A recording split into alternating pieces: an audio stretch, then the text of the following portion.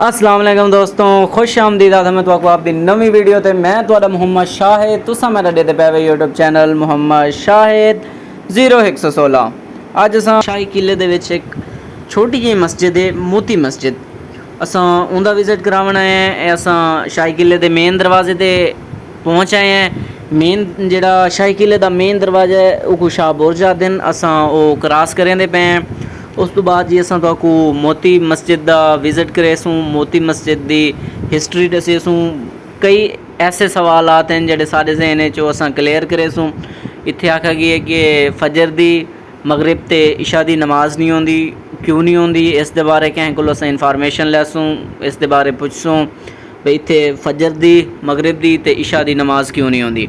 ये जी असां उस तरफ वहदे पे हैं। ये जी सामने परबत का दरख्त है, सारी सरैकी जबान दे विच एक बूहड़ का दरख्त का दिन ये 200 साल पुराना दरख्त है। तो ये असां मोती मस्जिद के मेन दरवाजे ते पहुँच गए हैं। ये मेन दरवाज़ा मोती मस्जिद का, ये शाही किले के अंदर है। ये मोती मस्जिद है। असां मेन दरवाजे के अंदर इंटर होंदे पे हैं।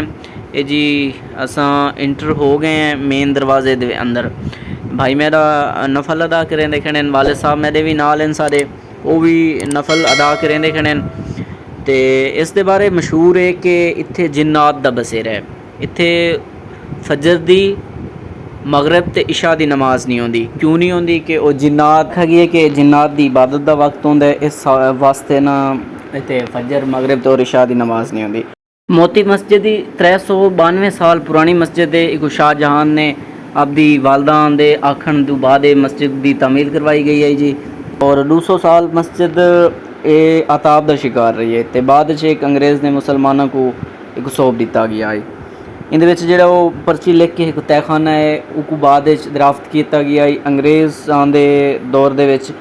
और सिखां के दौर दे विच उस कमरे को अपना खजाना रखने वास्ते डिज़ाइन किया गया है, अपने खजाना रखने वास्ते को इस्तेमाल किया गया है। लेकिन मौजूदा दौर दे विच लोग अपनियां मनतन वास्ते पर्चियाँ लिख के इत्थे पा के वहन और अपनी हजात जो भी है वो लिख के इत्थे रख के वहन।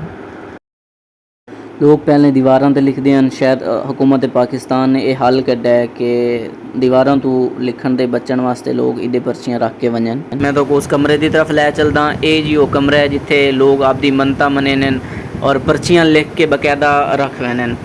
शायद जेड़े उथू दे सिक्योरिटी निज़ाम है या जो भी रीज़न है, पहले लोग दीवारों के उत्ते लिख वैने हैं।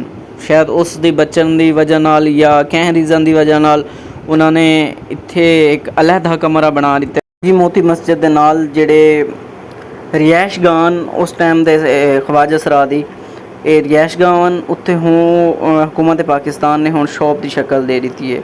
इत्थे तलवारां और मुगलिया खानदान की जो भी समान हैं ये इत्थे तो मिलते हैं। होममेड चीज़ां जी, हाथ दियां बनिया हुई चीज़ां मिलती जी इत्थे तो।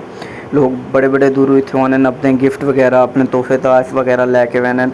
और मैं तो एक नाल मोती मस्जिद नाल वज़ू खाना है तो मैं वो उसकी तरफ लै चलदा जड़ा पहले वो रिहायश गाह आई वो भी।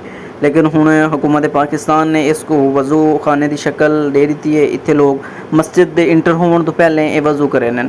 ये जी वज़ू खाना है और पिछा तुसां देखो बड़ी कमाल दी और बड़ी खूबसूरत डिज़ाइन की गई जाली नज़र आती पई उसी उस टाइम मुगलिया खानदान की लगी हुई जाली है जी हाली तक मौजूद और बड़ी खूबसूरत और बड़ी कमाल की खड़ी है जी। मैं तो बाहर होममेड चीज़ां दिखाई हैं। ये जेडे कमरे हैं ख्वाजा सरा के कमरे हैं।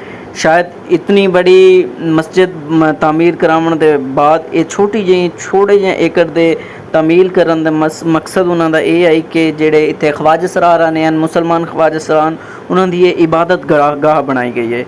उन्होंने जी ये इबादत गाह की जगह बनाई गई है। जेडे मुसलमान हैं ख्वाजा सरा उन्होंने वास्ते इन्ना छोटी जी मस्जिद बनाई है। इतनी वड्डी जगह दे विच एक छोटी जी मस्जिद बनावन का मेन मकसद उन्हों का यह है। तो बाकी रह गए इशा ते फजर ते मगरिब की नमाज का वक्त वो इस रीज़न की वजह नालों बंद किया गया। इस रीज़न की वजह नालों उत्थे नमाज अदा नहीं की वैंदी क्योंकि ये मस्जिद सुबह 10 बजे ओपन होती है तो शाम को 4 बजे बंद हो वैंदी है। शाही किले के टाइम के मुताबिक इत्थे नमाज अदा नहीं हो सकती। क्यों नहीं हो सकती? सुबह मस्जिद बंद होती है और मगरिब इशा टाइम भी बंद होती है। असल रीज़न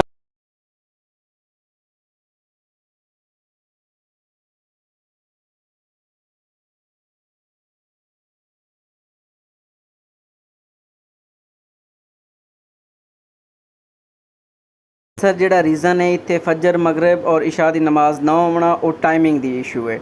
फजर को 10 बजे क्योंकि मस्जिद ओपन होती है, शाम को 4 बजे बंद हो जाती है। मेन मकसद नमाज का ना होना ये रीज़न है। और जोड़े बंदे आदन कि जिन्नात वगैरह नमाज नहीं अदा करन देंदे वो गलत उन्हों का वहम है, ये गलत गुमान रखते हैं। लेकिन अक्सर मेन मकसद जोड़ा ना होना नमाज का वो ये है क्योंकि शाही किला उस टाइम बंद थी वैंदा है, शाही किला ओपन होता है, मस्जिद बंद हो जाती है। सुबह नाल नमाज अदा तां नहीं हो सकती और मगरिब इशा दी भी तां नहीं होती। मेन रीज़न जी ये है। आई होप कि अज दी वीडियो तो पसंद आई हो सी। बाकी अल्लाह ताला कोलों असां दुआ मंगते हैं कि कोई साडे कोल कोई गलती कुताही थी गई होवे दस्सण दे विच, गाइड करन दे विच, ते अल्लाह ताला आपदे रहमो करम नाल साकू माफ़ फरमेसन क्योंकि इतना हाली साकू नॉलेज क्या नहीं। बाकी जितना साकू मिला है असां तुहाडे तक पहुँचा दिता है कि मज़ीद कोशिश करेंदे रहसूँ, जितना नॉलेज साकू मिलदा रहसी असां तुहाकू पहुँचांदे रहसूँ। तो हुण दो जी साकू इजाज़त, वाल मिलसूँ जी अगली वीडियो। तब तक के लिए जी अल्लाह हाफिज़। बस दुआओं में याद रखा करो। फ़ी अमान अल्लाह।